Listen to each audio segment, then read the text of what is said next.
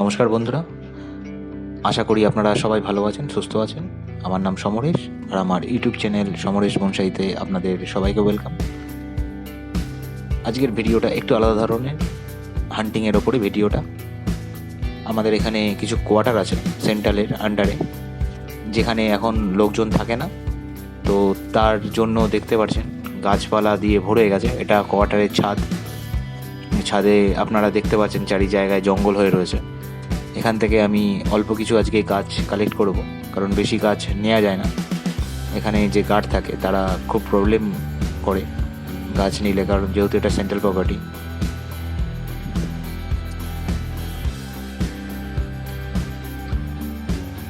আজকে আমি আপনাদের বলবো হান্টিং করার ভালো আর খারাপ গুণ, আপনাদের কি মেনটেন করে হান্টিং করতে হবে,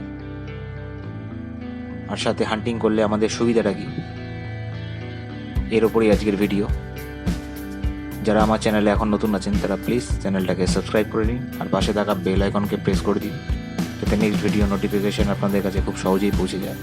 আর ভিডিওটা ভালো লাগলে অবশ্যই লাইক করবেন, কিছু জানার থাকলে কমেন্ট করবেন, আমি রিপ্লাই অবশ্যই দেবো। তো চলুন আজকের ভিডিও শুরু করা যাক।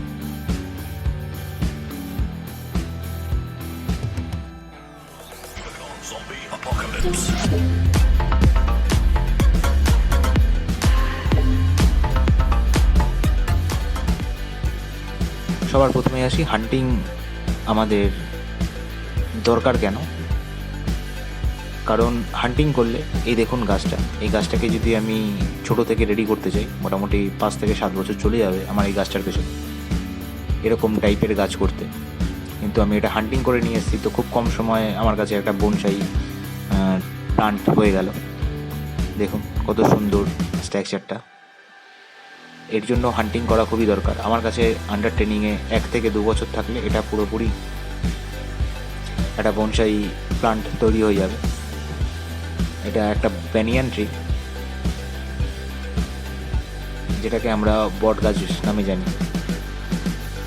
আর এই সব গাছ যখন আপনি গাছ ওয়াল থেকে হান্টিং করবেন, সেসব গাছ খুব ইজিলি সারভাইভ করে যায়, মরার চান্স খুবই কম থাকে গাছটার। কারণ এটা এতদিন ইটের ওপরে ছিল, ওয়ালের ওপরে ছিল, তো সেখানে জল সেরকম ভালো মতো পেতো না। তো আপনি যখন এটাকে সয়েলে দেবেন তো খুব ইজিলি গ্রো হয়ে যাবে। কিন্তু একটা জিনিস আছে যেটা সাবধান, হান্টিং করার সময় আপনি হান্টিং হয় এরকম পুরনো বাড়ির ওয়াল থেকে করবেন, কিংবা কোনো জঙ্গলে গিয়ে হান্টিং করবেন, তো এই দু জায়গায় একটা রিস্ক থাকে।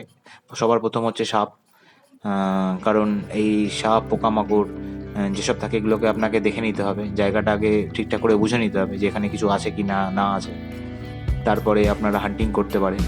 কারণ আপনাদের সাবধানতা অবশ্যই দরকার।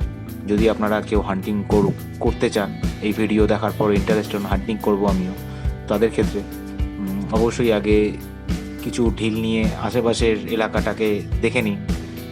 তারপরে ঢিলটাকে ছুঁড়ে ছুঁড়ে মারুন, যাতে কিছু থাকলে পোকামাকড় থাকলে সেগুলো চলে যায়। তারপরেই হান্টিং করার চেষ্টা করবেন। আর ওয়াল এসব জায়গায় যখন হান্টিং করতে যাবেন, সেসব জায়গা আমি যেমন আজকে যেই জায়গাটায় গেছিলাম সেটা হচ্ছে একটা পুরনো কোয়ার্টার, যেখানে কেউ থাকে না, ইটের ফাটল হাজার এক। তো এখানে সাপের থাকার চান্স অনেক বেশি থাকে। এইগুলো সাপেদের জন্য আদর্শ জায়গা। আর আরেকটা হচ্ছে, এইসব ইট আপনি যখন হাতুড়ি দিয়ে শেকড় কাটার চেষ্টা করবেন, তো এগুলো ওয়ালগুলো ভেঙে পড়তে পারে।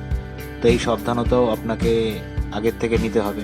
আপনাকে বুঝতে হবে কোন জায়গায় গেলে আপনি নিরাপদ, তো সেরকম জায়গায় গিয়ে আপনার হান্টিং করা উচিত।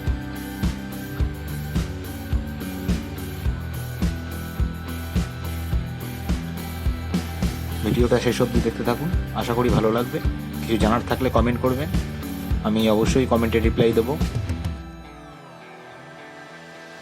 দেখা হবে নেক্সট ভিডিওতে। ধন্যবাদ।